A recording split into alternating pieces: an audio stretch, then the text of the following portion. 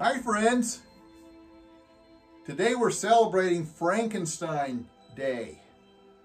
I've got Dylan with me, and he's always been fascinated about Frankenstein.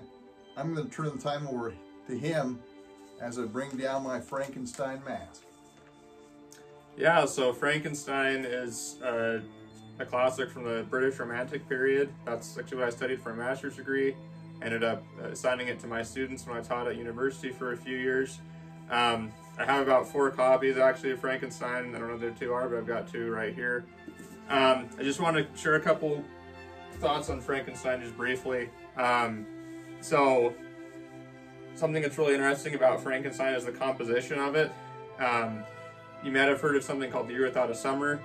It's when Mount Tambora erupted in Indonesia in 1816, I want to say. And so what happened was Mary Shelley, the author of Frankenstein, her husband Percy, who was also a poet, and Lord Byron, who was one of their friends and another famous poet, they were vacationing in Switzerland at Lake Geneva because it was year without a summer. You know, the eruption affected the weather.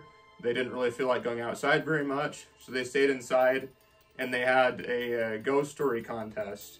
And that was the genesis of Frankenstein. Mary Shelley, they said that she won the competition. There's also a short story about a vampire, which became the inspiration for Dracula. I could go on all day about this. But what's interesting about that is that she was only, I believe, 16 years old, or maybe 18, I forgot, when she started writing that first draft of Frankenstein. She only published it a few years later. So I think that's just a great inspiration for anyone wanting to start out, you know, writing a book or doing any kind of artistic pursuit. You know, you don't have to be old. You know, you can, even as a young person, you can change the world, because Frankenstein really has changed the world. You know, when it came out, it was kind of one of the first science fiction novels, what we'd call. But really, I think the reason I like it is more for its themes and its commentary. You know, when I tell people that I love Frankenstein, they're always kind of like, well, that doesn't really seem like you. You don't really like horror movies or anything.